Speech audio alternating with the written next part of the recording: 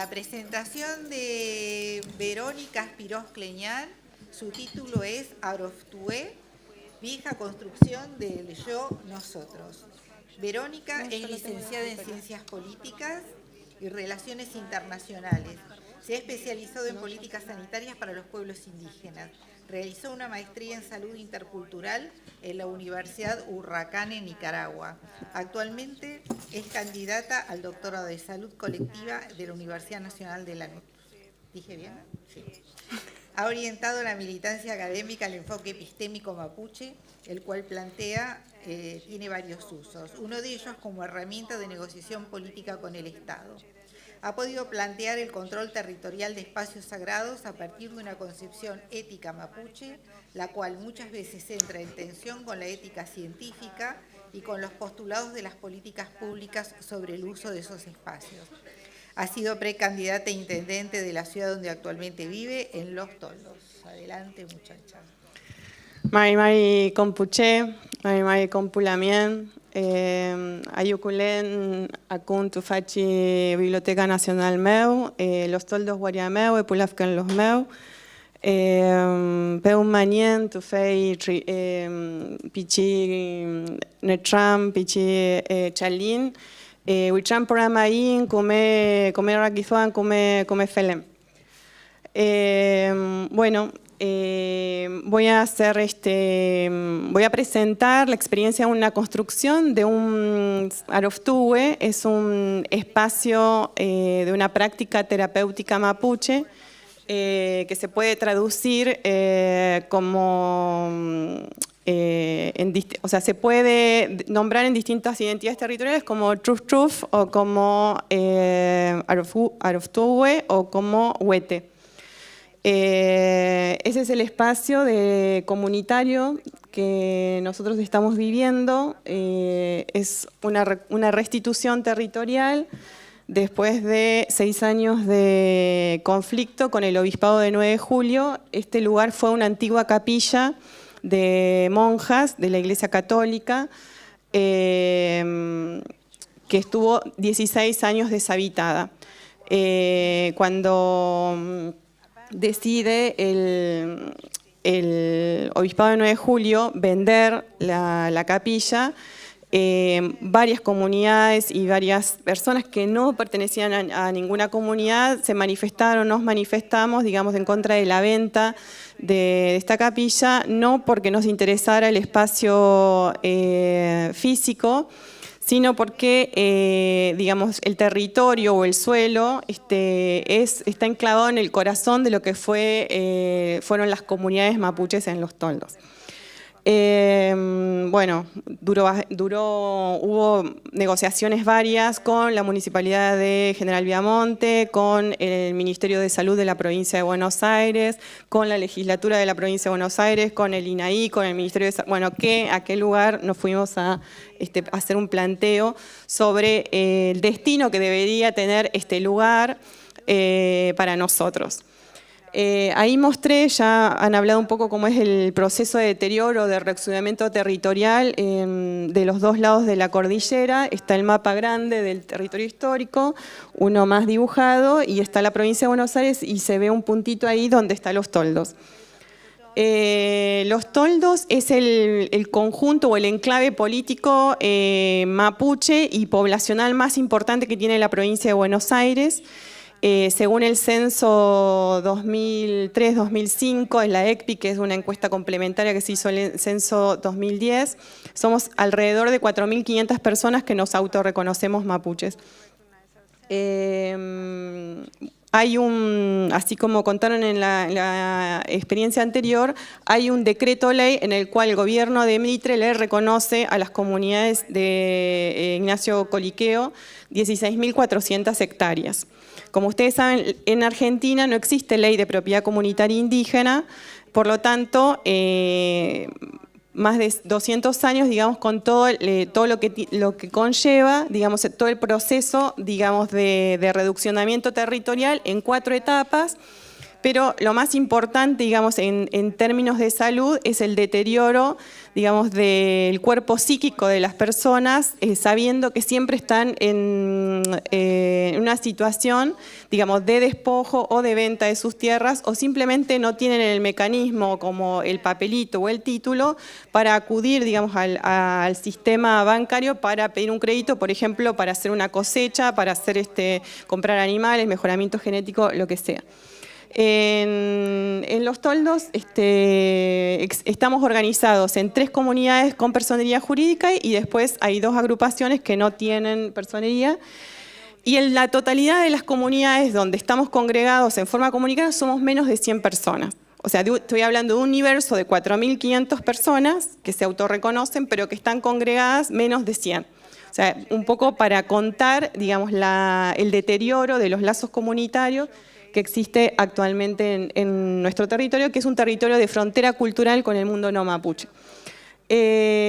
Bueno, como es pampa húmeda, hay un modelo de producción que todo el mundo lo debe conocer, es monocultivo de soja transgénica, y en ese contexto vivimos las comunidades que vivimos en el campo. Esa es una pequeña foto del 2 chemamul que fueron sembrados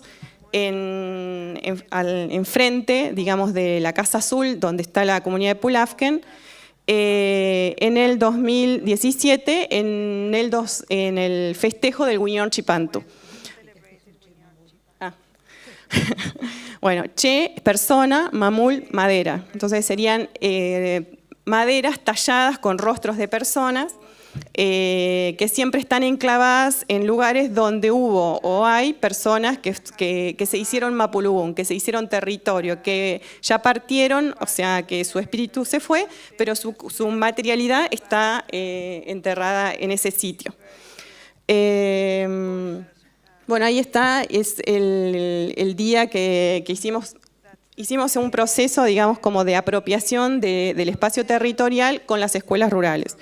Trabajamos con 3 escuelas rurales y con 5 escuelas urbanas. Un proceso de educación, sobre todo con los pichiche o pichiquiche.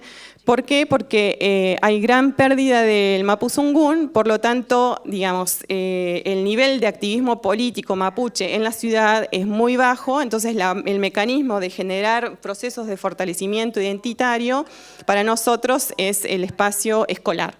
Entonces, a partir, digamos, de fechas específicas del pueblo mapuche, nosotros vamos a hacer clases, a cantar, a trabajar, digamos, elementos culturales con los niños y la recuperación del mapuzungún, sobre todo, que nos parece importante como un marcador de identidad. Algunas de las actividades que se hacen en Epulafken, bueno, ahí pasé, que son desde la recuperación de los bailes del choique en los cursos del mapuzungún o revitalización del mapuzungún. Esa imagen que está ahí era la antigua capilla que funcionaba como un espacio de la fe católica.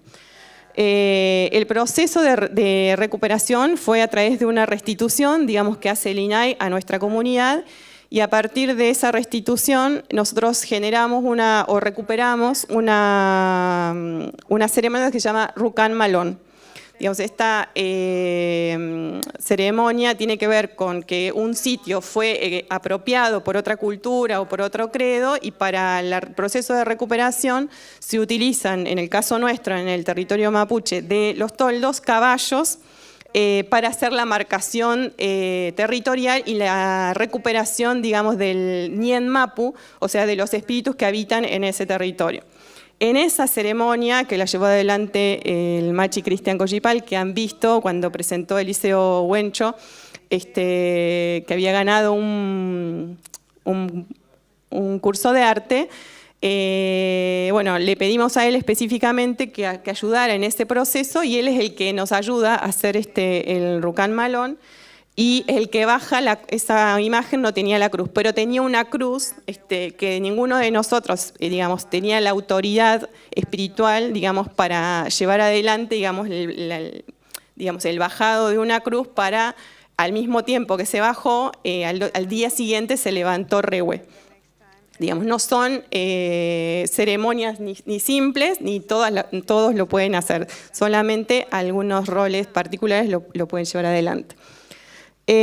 Una de las estrategias que nosotros llevamos para la recuperación de la medicina mapuche fue la memoria del uso de las plantas, que siempre es como el más ameno, el más cercano, donde por memoria sabemos cómo se usa, qué parte se usa, para qué se usa, con qué luna, en qué momento particular, y eso lo hicimos en años previos trabajando en la recuperación del uso del Nahuentubún, digamos del medicinar con plantas.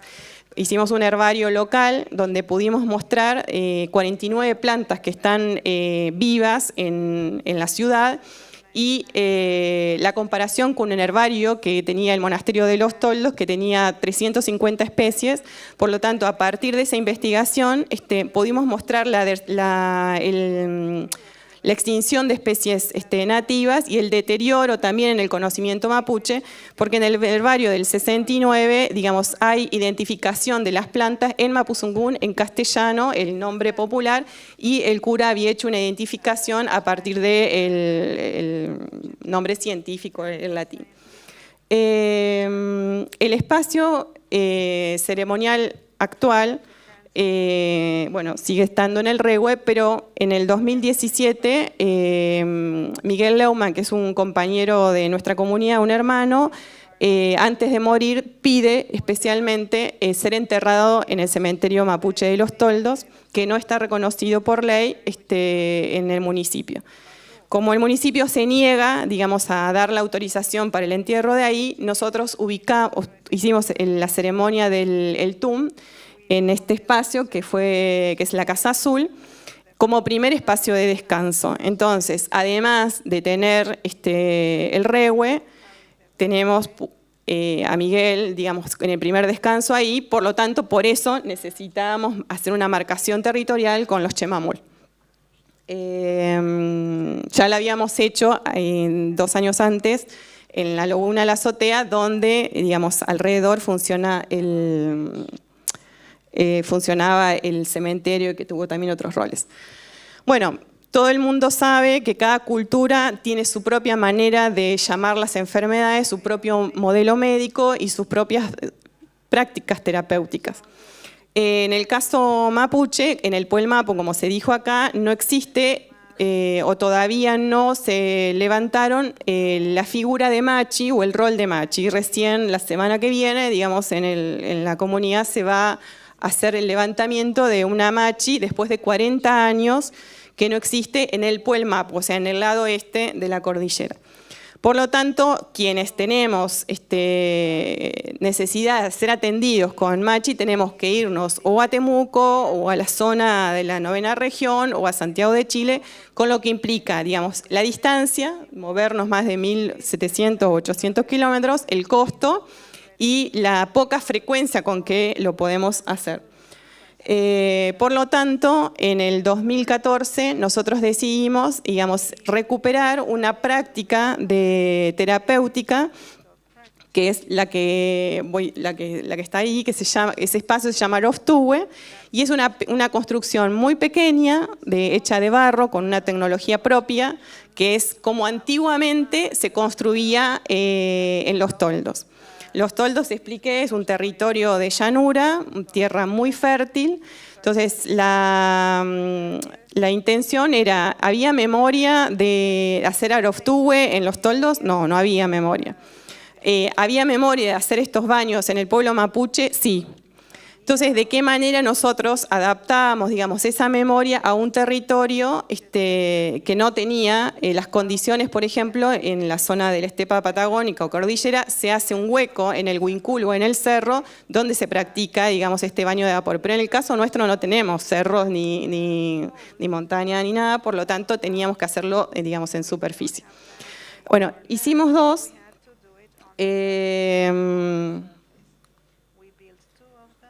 Hicimos 2, desde el 2014 hasta la fecha. El primero que hicimos fue de 6 metros de diámetro. Lo hicimos en el 2014.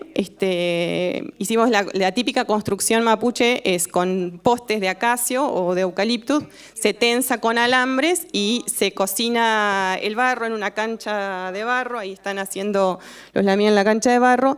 Y se utilizan los caballos para que gire alrededor y mezcle la paja, el yuyo lagunero, la bosta, el agua. Cosas que antiguamente hacían nuestros abuelos, pero que nosotros no lo vivimos como cotidianidad. Bueno, al principio, digamos, como no sabíamos cómo iba a funcionar, teníamos el problema de la chimenea, cómo iba a subir, bueno, cómo se produce el calor en el baño de vapor con piedras volcánicas en el centro del espacio, que son calentadas con leña, con 2 o 3 horas, tiene que llegar a unos 60, 80 grados, y a partir, digamos, de esa temperatura se retira la leña y se ingresa la gente, que se sienta obviamente alrededor, y se le vierte la huenco, que es agua de plantas medicinales, y se vierte sobre las piedras volcánicas. Por eso adquiere el nombre en algunos territorios de truf, truf, que es el sonido que larga el agua al vertirse sobre las piedras. En el principio, digamos, veíamos fotos de otros espacios y ninguno tenía chimenea, pero nosotros no podíamos resolver cómo hacíamos para que el humo saliera y al salir no le bajara la temperatura al espacio. Así que al principio utilizamos cañas tacuaras para hacer el techo y como se caía el adobe, no sé si le faltaba tensar, no sé qué, utilizamos unas bolsas de arpillera y sobre eso le pusimos el adobe. Quiero decir que ninguno de los que somos parte de la comunidad ni hemos estudiado ni arquitectura, ni fuimos a tomar un curso de no sé qué, porque fue una decisión que lo tomamos colectivamente. O sea, nosotros queríamos recuperar esa capacidad, digamos, de construir algo que necesitamos para nuestra salud y para medicinar. Y también decidimos que no interviniera el Estado, porque ya habíamos visto las experiencias donde el Estado intervenía en el caso de Neuquén o en el caso de Bragado, y sentíamos que en ese proceso de negociación, digamos, se borraba la marca nuestra sobre lo que queríamos o cómo entendíamos, digamos, el proceso de salud, enfermedad, atención. Por lo tanto, digamos, fue hacer y probar y ensayar y ver cómo íbamos y qué resultado nos daba. Lo usamos cerca de un año y como el peso del adobe fue grande, se nos vino abajo el techo. En el techo habíamos colocado una chimenea que era bastante grande y pesada, porque tiene que entrar la luz del sol, también se puede utilizar en algunos momentos cuando la gente está ya muy agotada de sudar y del vapor, se abre apenas para que entre alguna luz y la gente, digamos, soporte un poco mejor el proceso de sudoración. Bueno, cuando se... Sí, yo estoy bien. Cuando se cayó el techo, fue toda una cuestión, o sea, si hacíamos uno nuevo o lo reconstruíamos, ¿qué hacer? Bueno, entonces... ¿Vamos a llamar los arquitectos? No. Entonces pusimos unos, ahí está la foto, cuatro postes, nos gusta la autonomía. Pusimos 4 postes y un aro de sulky. O sea, utilizamos los recursos que había en el territorio y la consigna era no gastar dinero en cosas que podíamos resolver creativamente nosotros. Así que le colocamos este aro de sulky viejo y sobre él volvimos a poner los postes de acacio y volvimos a armar el techo.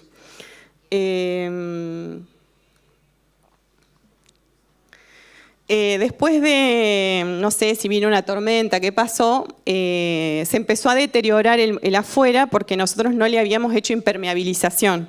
Entonces, cuando llovía, teníamos 2 opciones, o taparlo con un silobolsa o se empezó a deteriorar. Entonces, estamos en ese tema, ¿cómo hacemos una impermeabilización para que cuando llueva no se deteriore el adobe? Entonces, los abuelos lo que decían es que utilizaban la grasa de vaca.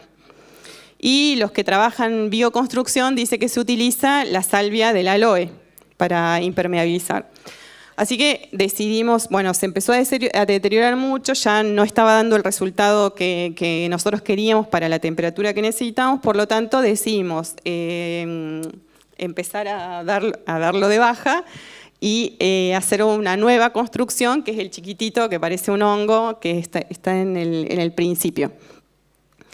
La diferencia entre uno y otro tiene que ver con tiene que ver con la experiencia que adquirimos en hacer los baños de vapor. En el primero tenía 6 metros de diámetro y nosotros necesitamos más de 3 horas en calentarlo y cabían fácil 24 personas sentadas. Hasta en un momento se los puede acostar para aplicar barro y para estirar y para descansar si es muy grande el calor. Era muy alto, digamos, el costo y el trabajo que teníamos que hacer con leña, entonces decidimos que también para hacer el proceso y el seguimiento de las personas que llegaban, no alcanzábamos a cada vez atender 20 personas. Entonces decidimos hacerlo mucho más chico. El que hicimos ahora tiene 3 metros de diámetro y entran 10 personas cómodas y no más.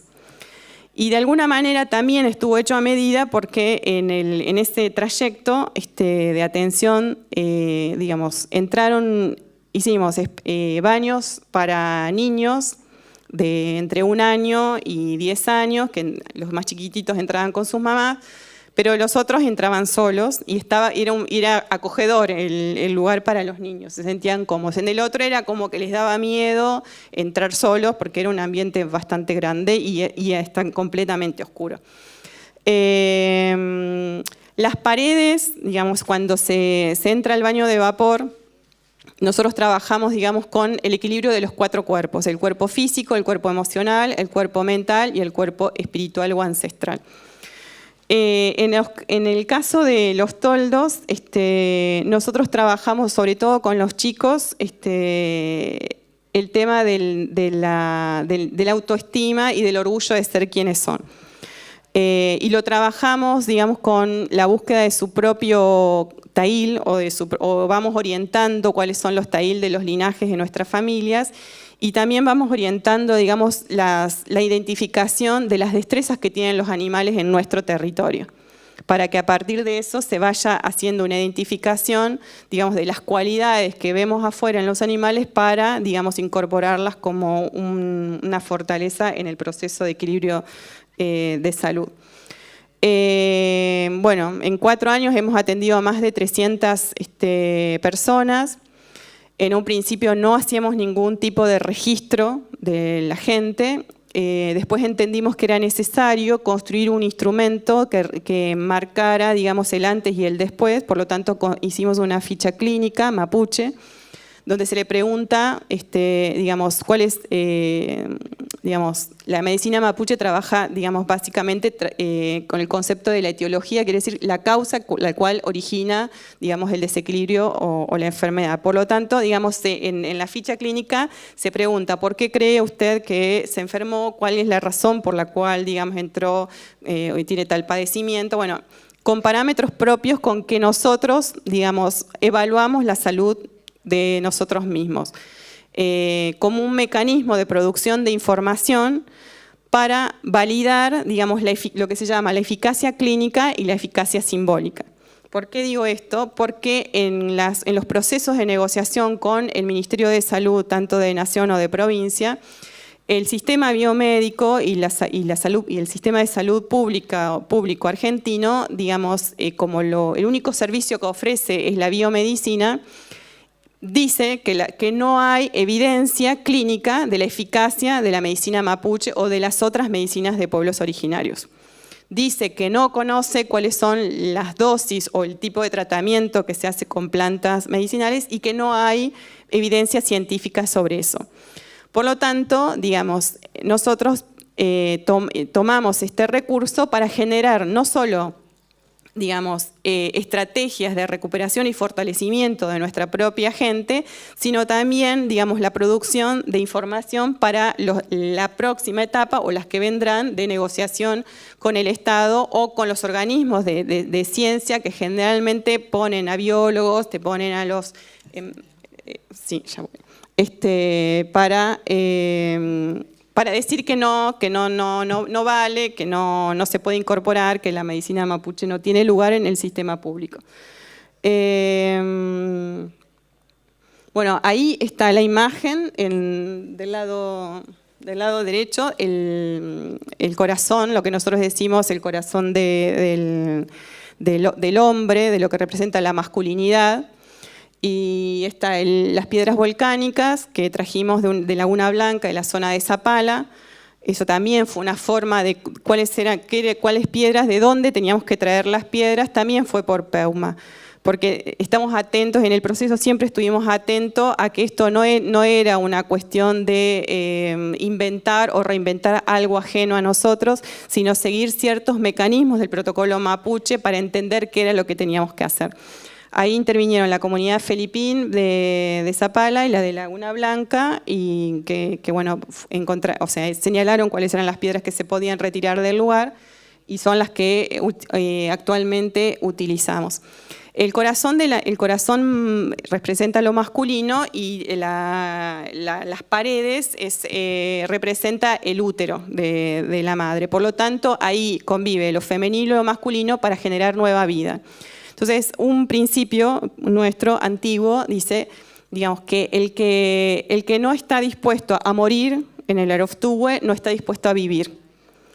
Y eso se le dice también a los niños por varias razones, no solo para que no haya miedo a morir y porque morimos muchas veces desde que nacemos, sino también porque es una forma de entender, digamos, el proceso de depuración o desintoxicación del cuerpo físico, pero también de todas las dolencias emocionales y psíquicas que tenemos como pueblo mapuche. Cuando abrimos a la cuestión a la gente no mapuche, muchos te preguntan, ¿y puedo entrar solo? Y no se puede entrar solo en Aroftuhue, porque la riqueza que tiene la medicina mapuche es que el proceso de salud-enfermedad es comunitario. O sea, nadie se enferma solo y nadie se sana solo. Nos sanamos, digamos, en comunidad, colectivamente, y utilizamos todos los recursos terapéuticos, en el caso nuestro, el barro, las piedras, el lahuenco, el fuego, que son todos los recursos que provee el territorio para hacer el proceso del Ahuentú. Muchas gracias, Verónica. Muy interesante lo que cuenta Verónica y es interesante ver cómo se relaciona con el concepto de comunidad que presentó Liliana Tamaño el otro día en su charla, ¿verdad? Bueno, muy breves y cortitas, si hay preguntas para María Inés y Verónica. No. Buenas entonces, tardes, yo soy Angélica Tena de la comunidad India Quilmes de Tucumán. He tenido oportunidad de conocer a don Máximo Coñicur. ¿Usted lo conocía? Sí. Bueno, sé que él ha realizado un trabajo muy importante desde la medicina, articulando con el Estado. De hecho, estaba la sala de atenciones de él y al lado estaba el cartel del gobierno de la provincia de Buenos Aires, área interculturalidad y salud. ¿Qué aporte les ha dado desde el gobierno ese accionar de don Máximo que ha fallecido hace muy poquito tiempo? ¿Cuál ha sido el aporte para ustedes que son del sur? Él estaba en la provincia de Buenos Aires, en la localidad de Bragado. Nosotros estamos a 60 kilómetros de Bragado. Por eso primero no sabía que ya se había ido, don Máximo, una pérdida. Nosotros estudiamos el proceso de él y el proceso que hizo él con el Ministerio de Salud de la provincia. No es un camino que nosotros elegimos. Como debilidad tiene que ver con que el Ministerio de Salud de la provincia no tiene una ley que reconozca la medicina mapuche. Entonces, ¿con quién va a ser intercultural el Estado? O sea, si no tengo un otro reconocido legalmente, ¿cómo puedo llamar a eso interculturalidad? La otra cuestión que vimos es que, digamos, el Estado interviene en los protocolos propios del pueblo mapuche, decidiendo cómo nombra o cómo nomina, digamos, una especialidad o un rol. O sea, contamos recién, y el proceso de Lafken Winkulmapu lo muestra, o sea, un proceso de levantamiento de machi es un proceso propio que tiene el pueblo, que no tiene nada que ver el Estado. El Estado no puede intervenir ahí. Pero como hay objetivos económicos y de legitimación de gobiernos, el Estado interviene hasta donde puede para determinar quién es y quién no es machi, quién es la Huentufe, quién es y no es Netamchefe o lo que sea. Entonces, nosotros no vemos positivo ese proceso, o sea, vemos que es un deterioro o es un proceso de asimilación de la cultura mapuche, digamos, a lo que al Estado le conviene mostrar como salud intercultural. Digamos, el proceso, por ejemplo, de la construcción que cuenta Eliseo esta mañana, el Hospital de Nueva Imperial, es el mismo proceso. O sea, ese hospital surge, digamos, de un mecanismo de negociación de la Asociación de Nueva Imperial con Michelle Bachelet para la construcción de ese espacio, porque es parte de los pactos de la concertación. Ahora, el espacio donde se atiende donde atienden los y las machis no es un espacio institucionalizado donde no tiene los recursos del territorio a lo cual pertenece la machi. O sea, lo único que hace ese hospital es diagnosticar a través de los métodos propios de los machis, pero ahí en el hospital, digamos, no se puede hacer un machitún, no están dadas las condiciones, ni un ulutún, ni bueno, otras ceremonias que hacen los machis. Entonces, el Estado le dice a los machis cuáles son las prestaciones que puede hacer, cuánto se le paga por esa prestación, y interviene, digamos, en una institución que es propia del pueblo mapuche, que es el Mañuntún. ¿Qué es el Mañuntún? La forma de agradecer. Ya no sale el recurso para agradecerle esa reciprocidad de sanar de la persona con el especialista, sino que interviene el Estado pagándole al especialista. Entonces, ¿en qué lugar, digamos, queda, digamos, el Mañuntún en ese espacio institucionalizado? Bueno, como abogada estuve cerca de don Máximo para poder articular su pensamiento, si bien yo soy de Aguita Calchaquí, pero tengo mucha afinidad con lo espiritual y con todo eso desde mi pueblo. Y él ha significado una visibilización en territorio bonaerense de lo que es la sanidad mapuche. Yo que tengo entendido jamás nadie le ha pagado nada. Él lo hacía desde su espiritualidad, pero ha sido reconocido por su comunidad. Yo he conocido su comunidad, he visitado su comunidad. Y realmente, bueno, en este momento que don Máximo ha partido, bueno, que esté en el espacio que ustedes consideran que van las personas. Ojalá. Bueno, vamos a dar por cerrada entonces la mesa Patagonia. Discúlpame, no, estamos sin tiempo. No,